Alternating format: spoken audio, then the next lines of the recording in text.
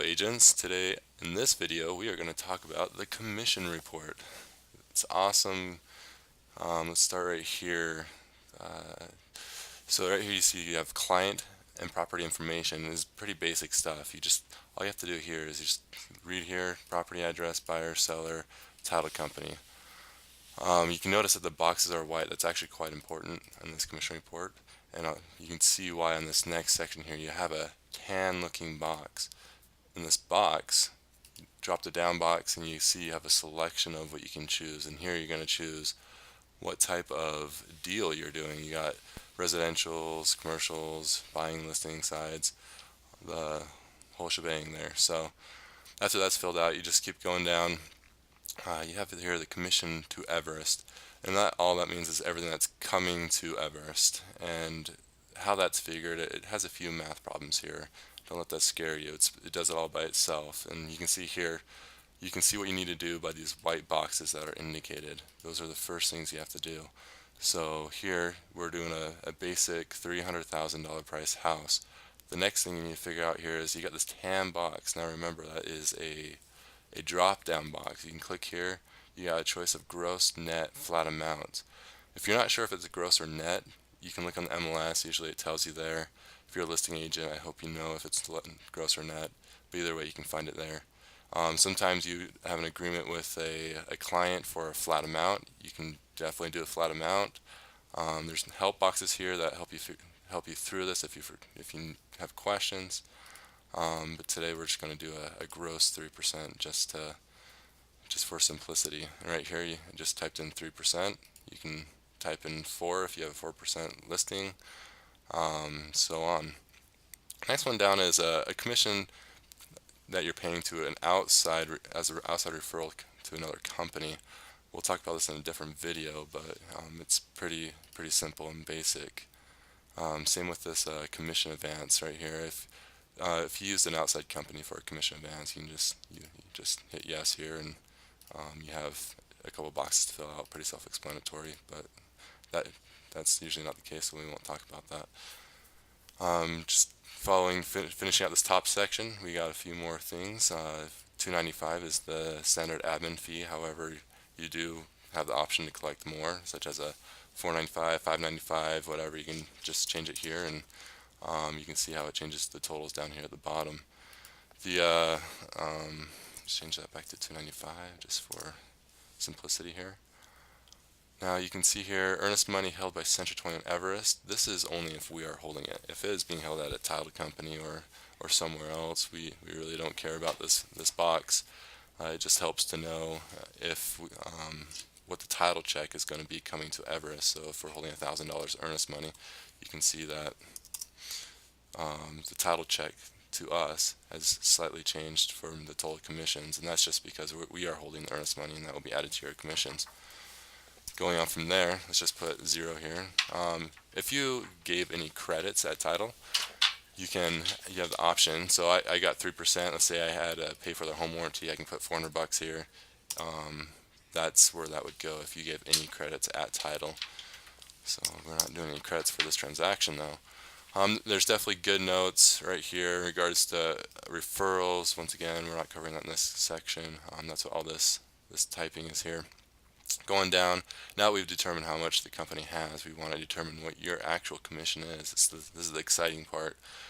On this one, we're just doing a single agent, and if it looks funny, like you have this over here, just know here's another drop-down box.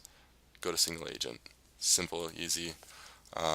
Agent will be George Morris, and let's see. So right here you can see, because we did collect the $295 up here, this spot, it's saying right here, oh, $295 was collected. It's not part of your commissions, but that is coming to Everest, and it kind of separates that for you so you can see it. If you didn't collect it, you can easily check that, change that to 0. I didn't collect any admin fee. Oh, there's nothing. We only have 9,000, and then you can see it being charged down here. So just keep that in mind as you are filling this out, and what that is. It's just to help show where the funds are going. But of course, you did make $9,000, so we want to reflect that correctly. Now, standard agent structure, we got a 70/30 going on here. You can change to anything, 31% if you know, whatever your structure is. We have that in our records, but this is to help you know what you're getting paid, so let's make sure they're accurate. It does 6% automatically, and like I said, the 295 will change accordingly to what has been collected. Century 21 Foundation, definitely recommend you donate. It's standard for $21 for Century 21, obviously. You're not limited to that, but you can donate whatever you want, and we're generous. We're going to do $100 this time because we love the foundation and what they do for us. The transaction coordinator fee, if you have a TC, which is also a nice feature that Century 21 offers, they will fill this out for you, so you don't have to worry. And usually it's $295 as of right now is their standard fee. But this box is also good for your assistants or any other flat fees you're paying to someone else on your team. Let's say Rob Oakey helped George with this deal. He showed him a house. He just wants to give him a flat $500. Put Rob Oakey. Or maybe Rob did his file, making sure that George is being compliant on his files, because you just never know. And then here at the bottom you can see what your total amount is. The last thing that you have a choice is direct deposit. You should only select yes if you know you are in the direct deposit system and you're taking advantage of that. If you don't know, you can always talk to your broker and they can direct you on how to get set up on that. But yes, you'll get direct deposit. No, you'll get a check. And that's it for today. Well, I guess one more thing is transaction notes. If you have anything specific you need to let us know about this transaction, feel free to let us know here. You can write anything in here, any details necessary to the transaction, or you can just say I love you, whatever you want. So usually people like to put this in a PDF form instead of just saving it. The best way to do this, so you don't have to print it out and copy it back into your computer to email it, all you have to do is you go to save as. Let's see, save as, and you're going to pull up this box here, and you can see that it's going to go to wherever your normal files are, and your name here, you can change the name, and then you go down here, it says format, and there will be a box here for Macs and for PCs, and you just click on this and you can see you have the options to save. And oh, look at this PDF, beautiful. You just select that, and when you save it, it's going to export as a PDF. And let's go ahead and see what that looks like here.